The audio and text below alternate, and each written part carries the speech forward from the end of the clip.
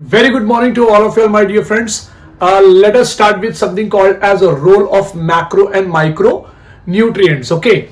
So आज हम जो डिस्कशन करेंगे वो ऐसे होगा कि essential elements perform several function मेरे बच्चे बहुत सारे function right they participate in various metabolic activities metabolic processes in plant cell such as a permeability अब परमियाबिलिटी किस चीज का मेरे बच्चों परमियाबिलिटी ऑफ अ सेल मेरे बच्चों तो परमियाबिलिटी ऑफ अ सेल लेकिन परमियाबिलिटी ऑफ सेल क्या permeability of a cell membrane पहला पॉइंट दूसरा point maintenance of osmotic concentration of a cell sap right तीसरा important point electron transport system right next is something called as buffering action फिर enzymatic activity and they act as a major constituent of macromolecules and coenzymes.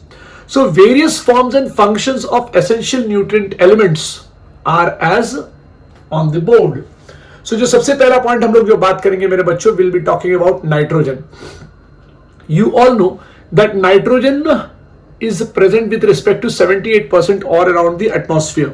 So atmosphere में 78% nitrogen है तो क्या ये एक essential nutrient या essential constituent है हम इसके बारे में डिस्कशन करते हैं first point yes it is the essential nutrient it is a type of element which is required in the plant with the greatest amount. It will either be present in the form of a nitrate or in the form of a nitrite or they can be in the form of ammonium ions, right?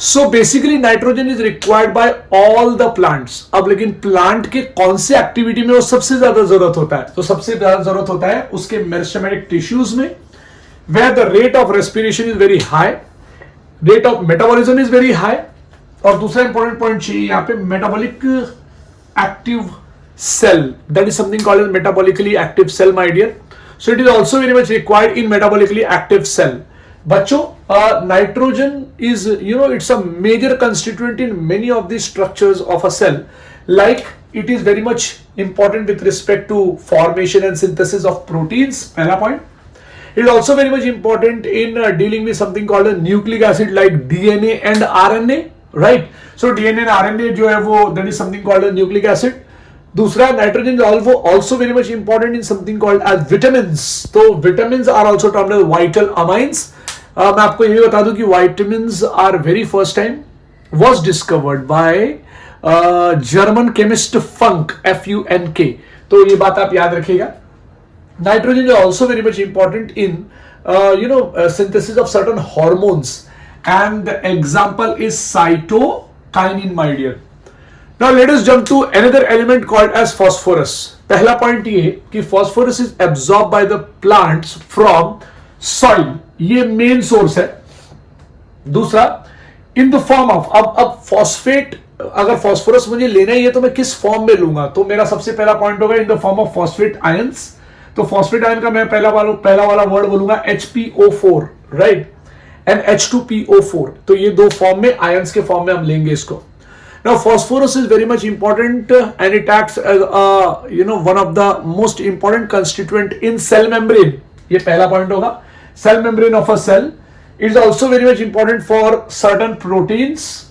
yes it is very much useful in all the nucleic acid basically DNA and RNA it is also required in all phosphorylation reaction जब मैं phosphorylation reaction बोलता हूं तो it is basically addition of phosphate molecule inorganic phosphate molecule takes place for example ADP combines with IP to form ATP molecule so basically it is useful in cyclic photophosphorylation non-cyclic photophosphorylation and many of the processes which occurs in plant not only that let us discuss with something called as potassium के लिए ion के form में हम देखेंगे तो it is K plus and yes it is absorbed in the form of जैसे मैंने आपको बताया it is K plus ion my dear it is required in more abundant quantities in meristematic tissue मेरे बच्चों जहां भी ग्रोइंग पार्ट होगा basically birds वहां पे सबसे ज्यादा इंपॉर्टेंट रोल प्ले करेंगे इनका सिंथेसिस में बहुत ज्यादा इंपॉर्टेंट रोल होता है they also take part in something called as a development of a leaf as well as a root tip right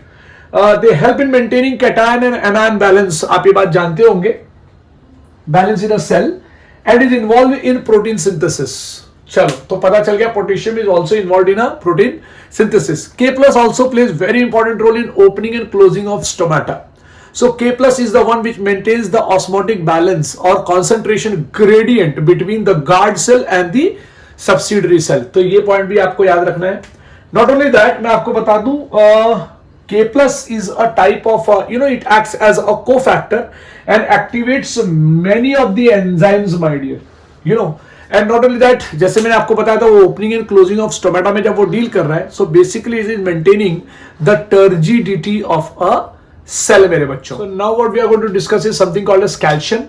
now let us discuss that how a plant is taking calcium. So plant is absorbing calcium in the form of a calcium ion from soil, my dear. तो आप यहां पर देख सकते हैं मैंने इस तरीके से लिखा हुआ है.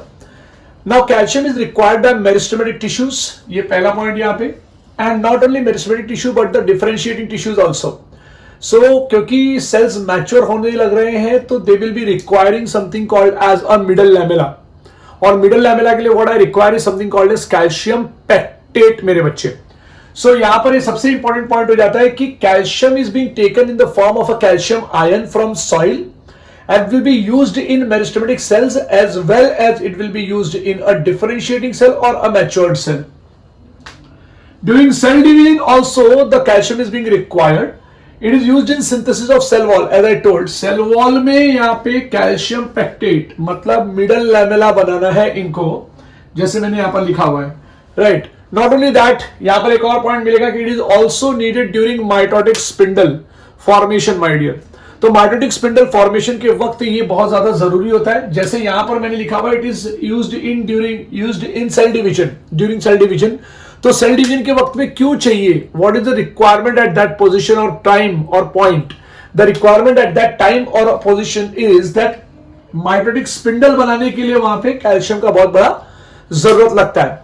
एक और इंपॉर्टेंट पॉइंट है यहाँ पे कि calcium gets accumulated in the older leaf. ये एक बहुत इंपॉर्टेंट फैक्ट है, ठीक है. Not only that, it is involve in normal functioning of a cell membrane. तो सेल मेम्ब्रेन को अगर नॉर्मल फंक्शनिंग करना है तो कैल्शियम उसका बहुत बड़ा रोल प्ले करेगा. It also deals with the activation of certain enzymes, my dear. तो यहाँ पे सर्टेन एंजाइम्स का एक्टिवेशन भी करने के काम में कैल्शियम को हम यूज करते हैं. हम in the sense plants use करते हैं. दूसरा, it plays a very important role in regulating metabolic activities मेरे बच्चों, जो मेरे ऊपर की तरफ लिखा हुआ है. So it plays very important role in maintaining or regulating metabolic activities. The next element which we are going to deal is something called as magnesium. Magnesium, yes, it is being absorbed by a plant in the form of a divalent, शब्द याद रहे, Mg2+. It activates the enzyme at various metabolic pathway. For example, मैं आपको बता दूं Mg+2 और Mg2+ is required in Calvin cycle. सबसे पहला स्टेज जो कार्बोक्सिलेशन होता है वहीं पे लगता है. Rubisco, ribulose bisphosphate carboxylase oxygenase के साथ वहां पे मुझे Mg++ चाहिए. Glycolysis is a type of a process which occurs in respiration and yes there also what I require is Mg++. So Mg++ is basically acting as a cofactor and an activator for an enzyme. So जैसे मैंने आपको बताया कि it is the one which activates the enzyme used in respiration and photosynthesis. तो photosynthesis में जिस enzyme की मैं बात कर रहा था, it was something called as ribulose bisphosphate carboxylase oxygenase. और ग्लाइकोलाइसिस में अगर आप देखेंगे तो वहां पे तो बहुत सारे एंजाइम्स है. हेक्सोकाइनेज एंजाइम मैं आपको बता देता हूं, जहां पे Mg++ यूज हुआ है. They are also very much useful in synthesis of DNA and RNA. वहां पर भी वो एक्टिवेटर के फॉर्म में ही काम करते हैं. क्लोरोफिल का मॉलिक्यूल अगर आप देखेंगे तो it is a kite like structure और इनके सेंटर में बैठता है मैग्नीशियम लाइक दिस. तो magnesium is a very important I can say element which is present in a ring structure of chlorophyll molecule. तो ये बात भी आपको, magnesium helps in maintenance of ribosome structure मेरे बच्चों. It is the function of a magnesium जो ribosome को maintain करके रखता है, राइबोसोम के स्ट्रक्चर को मेंटेन करके रखता है. Next we are going to start with something called as sulphur. Sulphur is a type of an element जिसको प्लांट ऑब्टेन करना चाहता है in the form of a sulphate मेरे बच्चों. तो ये प्लीज याद रखना. And this sulphur element is present, basically मैं न्यूट्रिएंट बोल दूं या फिर इसको जो है वो मैं एक एलिमेंट के नाम से बुलाऊं, sulphur is present in 2 amino acid, the very first is cysteine and the next is methionine. तो ये सिस्टीन और मिथियोनिन दोनों में प्रेजेंट होते हैं। सो यू कैन इमेजिन कि ये अमाइनो एसिड्स हमारे बॉडी में कितना ज्यादा इंपॉर्टेंट है with respect to formation of a protein. Main constituent of several coenzyme बन जाता है ये सल्फर का एलिमेंट। ये जो सल्फर एलिमेंट है it becomes a main constituent of a several coenzyme, several vitamins. अब विटामिन्स में नाम भी दिया उन लोगों ने जो मैंने यहां पे लिख के रखा है। पहला है थियामाइन जो आपके सामने है, second is biotin and third is coenzyme A मेरे बच्चों। It is also very much important, it plays very important role in making of ferredoxin. Ferredoxin जो कंपाउंड है which is basically it is present or functionable in cyclic and non-cyclic photosphorylation। आप ferredoxin को देखेंगे तो आपको ये cyclic और non cyclic photophosphorylation में मिलेगा। And ferredoxin is made up of मतलब बना तो बहुत सारे एलिमेंट्स है but sulphur plays very important role in making of ferredoxin basically. Zinc के बारे में बात करते हैं। Zn+2 आयंस के फॉर्म में प्लांट इसको रिक्वायर करता है। Plant obtain this zinc in the form of Zn+2। Second important point, it activates various different type of enzymes। Main enzyme जिसकी मैं बात करना चाहूंगा वो होगा कार्बोक्सिलेज। तो कार्बोक्सिलेज के ऊपर बहुत अच्छा रोल प्ले करवाता है ये। मैं एक बात और बताना चाहूंगा कि it is almost very much important in something called as auxin नाम का hormone. So zinc plays very important role in synthesis of auxin. तो ऑक्सिन बनाने में जिंक का बहुत बड़ा रोल है। नेक्स्ट जो हम लोग बात करेंगे मेरे बच्चों that will be something called as iron. अब अगर आप आयन को देखें तो plant obtain iron in which form? The plant obtain iron in the form of ferric ions. शब्द याद रहे फेरिक। जब मैं फेरिक बोलता हूं तो it is Fe3+। It is required in large amount in comparison to any other micronutrient. याद रहे it is a type of a micronutrient and is required in large amount as compare to any other micronutrients. तो आप इस बात को याद रखेंगे। It is very much important in certain constituents of protein and involved in transfer of electrons मेरे बच्चों। Electron लेकिन कहां पे? तो इलेक्ट्रॉन वो भी रिलेटेड होगा फेरेडॉक्सिन और साइटोक्रोम से। तो बेसिकली ये भी आपको यही बताने की कोशिश कर रहा है कि ion is important in certain reaction like cyclic photophosphorylation, non cyclic photophosphorylation, जहां पे फेरेडॉक्सिन क्या होता है, फेरेडॉक्सिन और साइटोक्रोम यूज होता है मेरे बच्चों। दूसरा important point, it is reversibly oxidised from Fe2+ to Fe3+ during electron transfer. ये पॉइंट आप याद रखेंगे। बेसिकली इलेक्ट्रॉन ट्रांसपोर्ट सिस्टम अगर आप रेस्पिरेशन में देखेंगे तो वहां पे आपको ये देखने के लिए मिलेगा। It activates catalase enzyme and it is essential for formation of chlorophyll. मैं आपको बता दूं क्लोरोफिल में आयन चाहिए नहीं। क्लोरोफिल में आयन का कोई बेसिकली स्ट्रक्चरल इंपॉर्टेंस नहीं है but it is very much important in making something called as what? Chlorophyll मेरे बच्चों। Now here come something called as a manganese my dear. Now plant requires manganese in the form of a manganous ion. यहां पर देखिए लिखा है मैंने। So it's a manganous ion that is Mn+2। Second important point, manganous ion activates, शब्द याद रहे, activates many enzyme involved in photosynthesis and respiration and nitrogen metabolism. मैं आपको बताऊं मैंगनस आयन मन माने मैंगनस आयन, कल एंड का is very much important. These 3 ions are important for photolysis of a water. So it has a best defined function my dear. तो manganese का best defined function क्या होगा? That is something called splitting of a water, जिसको मैंने कहा था अभी photolysis of a water. It is also termed as Hill's reaction. तो हिल्स रिएक्शन में मैंगानस आयन चाहिए और यहां से जब ये ब्रेकडाउन होगा वाटर का तो it will liberate something called as oxygen during the photosynthesis. तो ऑक्सीजन मॉलिक्यूल यहां से रिलीज होगा अगर manganous ion as an activator वहां पे आएगा तो। Next is copper. yes, it is being absorbed as a cupric ion, that is Cu2+.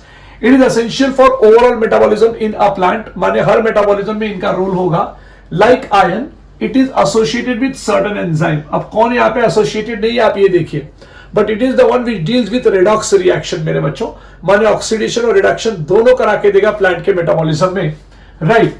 And ये देखो एक और पॉइंट यहां पर दिखाया कि it is reversibly oxidise, that is from Cu+ to Cu2+, तो ये 2-3 काम बहुत इंपॉर्टेंट है कॉपर के।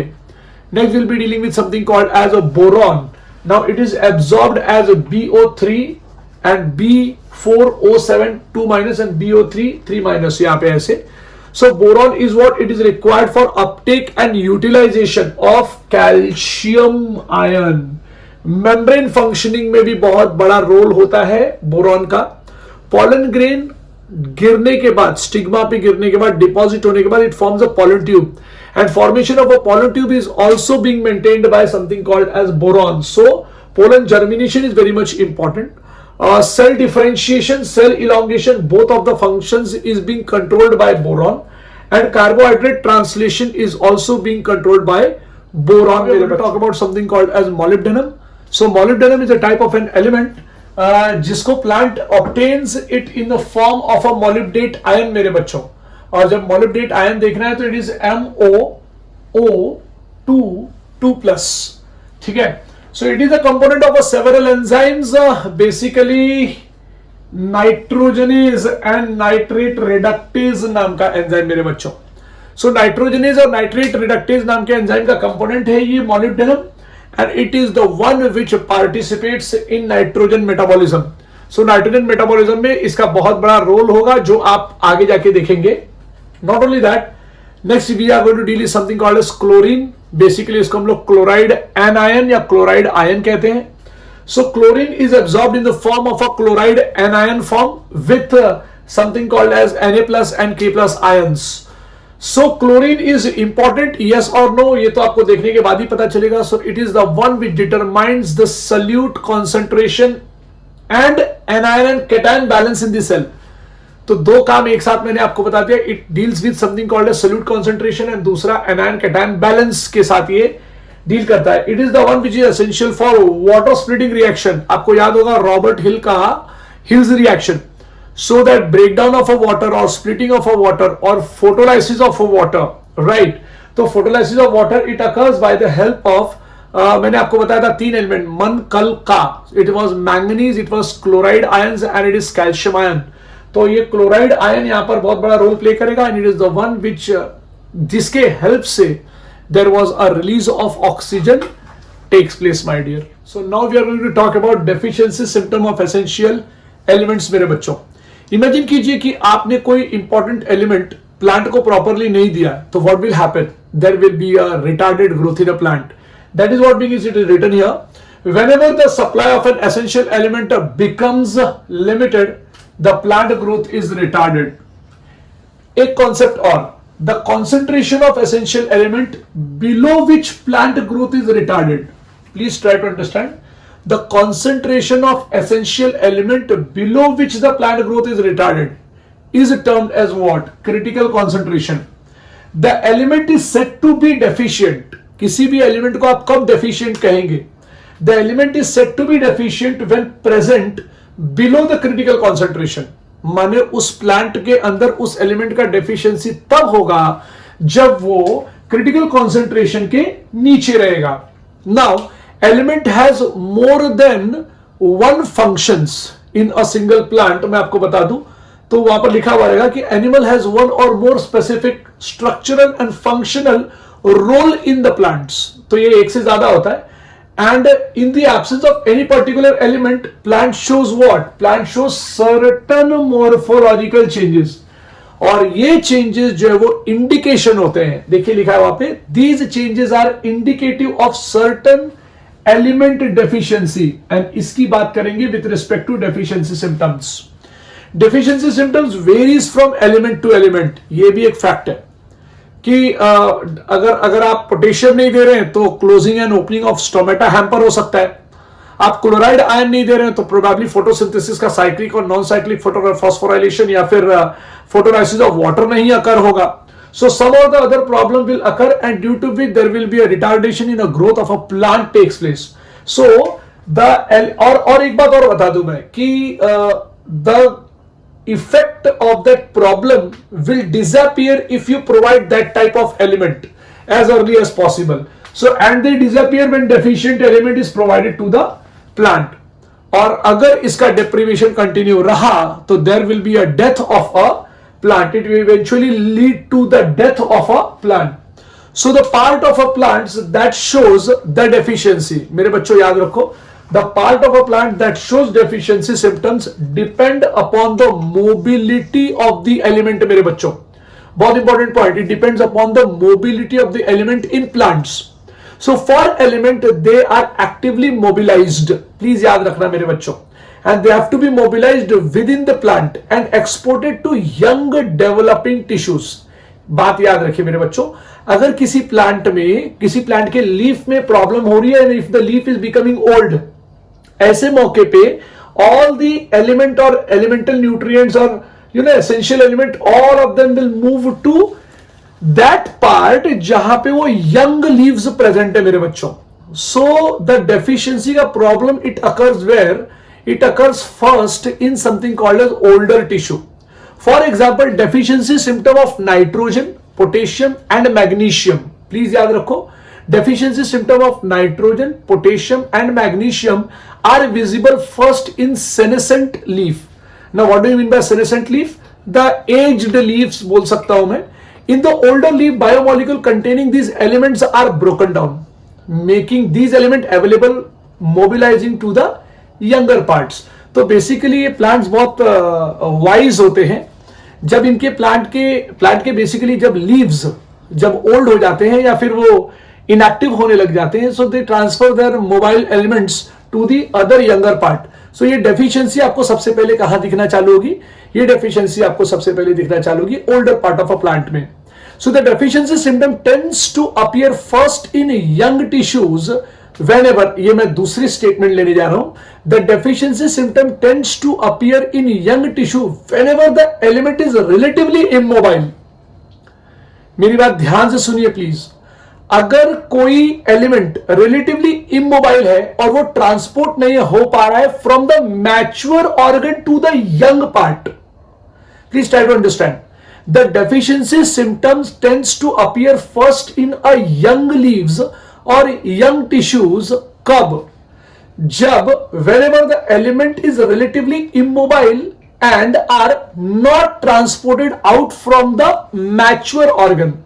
For example, elements like sulfur and calcium, right? So elements like sulfur and calcium are a part of a structural component of a cell and hence are not easily released. मेरे बच्चों, hence are what? Hence are not easily released. So there are different kind of deficiency symptoms found in plant, my dear. सबसे पहला symptom जो हम लोग बात करेंगे वो होगा chlorosis. The first symptom is chlorosis. क्या होता है मैं उसके बारे में डिस्कस करूंगा. Second is something called as necrosis. Third is something called as stunted plant growth, माने प्लांट का हाइट क्या हो जाएगा? छोटा हो जाएगा because of deficiency of certain essential elements. Premature fall of leaf and bud, ये बहुत जगह पे देखा गया है, बहुत जल्दी ये डेफिशिएंसी पकड़ लेती है. Next is something called is inhibition of cell division. So there will be no cell division, there will be no formation of a different type of axillary or apical buds and there will be no growth in a plant. Next is something called as, अब ये जो point रखे गए हैं उसमें से कुछ element ऐसे हैं जैसे nitrogen, sulphur and molybdenum. They are the one who delay flowering, my dear. और ये कब करते हैं ऐसे? When the concentration of such elements are low. तो हमेशा याद रखिए नाइट्रोजन, सल्फर और मोलिब्डेनम का अगर कॉन्सेंट्रेशन लो हुआ तो there will be no further reactions, there will be no photolysis of water, there will be no nitrogen metabolism. जब इस तरीके की मेटाबॉलिज्म्स बंद हो जाएंगी तो उस मौके पे there will be no formation of flower. So अगर इनका कॉन्सेंट्रेशन लो हुआ देन द प्रॉब्लम स्टार्ट्स. अगर inhibition of a cell division हुआ देयर विल बी लैक. अब ये क्यों हो? अगर ये हुआ तो there will be no growth in a plant. लेकिन क्यों होगा ये? It can only occur if there is a lack और a low level of nitrogen, potassium and sulphur. याद रखना मेरे बच्चों, मोलिब्डेनम का बहुत बड़ा रोल होता है इन स्टॉपिंग. अगर मोलिब्डेनम का कंटेंट कम हुआ, so if molybdenum content is very low, then there will be no division or inhibition of a cell division will take place. What do you mean by chlorosis? It is nothing but a loss of a chlorophyll leading to yellowing of a leaf. Please ये बात याद रखो. And this symptom is caused by deficiency of element. कौन कौन से? Nitrogen, potassium, magnesium, sulphur, iron, manganese, zinc and molybdenum. तो इन सारे लोगों का नाम याद रखना, ठीक है। डेथ ऑफ अ टिश्यू और necrosis, particularly it occurs in a leaf tissue, और ये कभी भी अगर अकर हुआ है तो it's only because of deficiency of calcium, magnesium, copper and potassium, जो मैंने वहां पर लिख के रखा है। Now deficiency of any element can cause multiple symptoms, माने एक भी एलिमेंट का अगर डेफिशिएंसी हुआ तो you can see either chlorosis with necrosis with death of tissue and stunted growth, मतलब एक साथ आपको बहुत सारी बीमारियां दिखने लग जाएंगी अगर एक भी एलिमेंट का प्रॉब्लम हुआ तो। Same symptoms may be caused by the deficiency of one और several different elements my dear, माने एक ही एलिमेंट की वजह से एक सिम्टम होता है ऐसा नहीं है, वही सेम सिम्टम्स जो है वो आपको दूसरे एलिमेंट से भी मिल सकता है, प्लीज इस बात को याद रखिएगा। Hence, to identify the deficient element, we have to study all the parts of a, याद रखना, all the symptoms in all the parts of a plant. Basically, यहाँ पे तो इन्होंने various part of a plant लिखा है, लेकिन मुझे ऐसा लगता है कि whenever you are studying the symptoms, you should study the symptom in various part or all the parts of a plant and compare them with the available standard tables. अब ये standard tables आपको बहुत जगह पे बहुत सारे books में मिल जाएंगे, जहां पे आप कंपेयर कर सकते हो कि chlorosis not only occurs with because of nitrogen, it can also occur because of potassium, it can also occur because of magnesium, sulphur, iron, manganese, zinc, molybdenum, ये किसी की भी वजह से हो सकता है, but it can cause a big problem to a plant. So different plant respond differently to deficiency of a same element, ये भी आपको बात क्या करना पड़ेगा, याद रखना पड़ेगा मेरे बच्चों। Now let's discuss about toxicity done by micronutrients, थोड़ा इसके ऊपर भी हम बात कर लेते हैं। सबसे पहले रिक्वायरमेंट ऑफ माइक्रोन्यूट्रिएंट्स जो प्लांट को चाहिए is always in low amount my dear, while the moderate decrease in micronutrient can cause what, a deficiency symptom। लेकिन अगर मॉडरेट इंक्रीज हुआ मेरे बच्चों, याद रखो please what I am telling, moderate increase हुआ that causes a toxicity. So there is a narrow range of concentration at which the elements are optimum, मतलब ये अपना इंपैक्ट नैरो रेंज के लेवल पे दिखा सकते हैं, और ये दिखाने के बाद यहां पर there could be a growth and development in a plant very properly if micronutrients are given in very proper amount। याद रहे लो अमाउंट अगर हुआ तो डेफिशिएंसी होगा, राइट, मॉडरेट डिक्रीज आया तो डेफिशिएंसी होगा, और अगर मॉडरेट इंक्रीज आया that will lead to toxicity, so they are being required in optimum amount. Now any mineral iron concentration in tissues that reduces the dry weight, बहुत ही important, that reduces the dry weight of the tissue by 10%, it is considered to be as a toxic। बहुत ही important point, कोई भी mineral ion concentration अगर tissue के अंदर उसके biomass को या ड्राई वेट को रिड्यूस कर देता है 10% से, it is considered as a toxicity my dear। Such a critical concentration vary widely among different micronutrients, मतलब हर एक माइक्रोन्यूट्रिएंट्स का अपना डिफरेंट टाइप का इंपैक्ट होगा, बट ये कंफर्म्ड है कि अगर इसने 10% loss of biomass of a plant किया तो पक्की बात है this phenomenon is termed as toxicity. Now toxicity symptoms are difficult to identify because it is always interrelated from one element to the another element मेरे बच्चों। चलो देखते हैं क्या ये पॉसिबल है, क्या ये सचमुच ऐसा होता है। So toxicity level for any element also varies for different plant, माने जो टॉक्सिसिटी लेवल आपको इस प्लांट में दिखेगा प्रोबेबली वो टॉक्सिसिटी लेवल आपको उस प्लांट में नहीं दिखे या शायद ज्यादा दिखे, right. So many times excess of element may inhibit the uptake of another element, माने अगर एक एलिमेंट बहुत ज्यादा है so it will, माने this element will not allow the intake of another elements, that is what is very much important। So let us take an example for this। There is something called as a manganese toxicity is very much famous with respect to this plant toxicity में, plant के अंदर जो toxicity हमने देखा है, so basically manganese toxicity बहुत जबरदस्त तरीके से हम एक्सप्लेनेशन दे पाते हैं with respect to NCERT. So it is the appearance of a brown spots surrounded by chlorotic veins in the leaf, मेरे बच्चों. Now manganese has an ability to compete with iron and magnesium for uptake. Plus it also competes with magnesium for binding with enzyme. Try to understand the statement. Manganese compete कर सकता है दो लोगों से, iron and magnesium. किस चीज के लिए? For uptake, any uptake के लिए. दूसरा इंपॉर्टेंट पॉइंट, मैग्नीशियम से ये वापस जो है वो कंपीट करता है for binding with other enzymes. Not only that, manganese also inhibits calcium translocation in shoot apex. One of the most important factor, calcium translocation in shoot apex ये inhibit कर देता है. सो क्या होगा? इसका मतलब क्या हुआ? इसका मतलब ये हुआ कि excess of manganese may in fact induces the deficiency of iron, magnesium and calcium.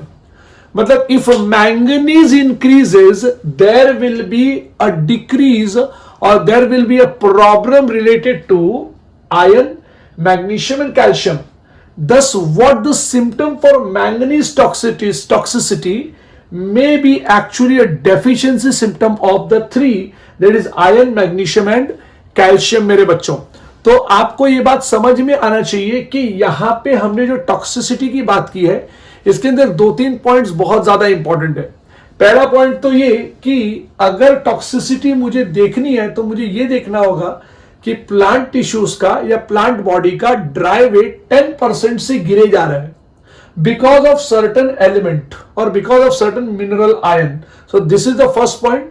Second important point, deficiency of element is, the toxicity of the element will be differing from one plant to the another plant, right?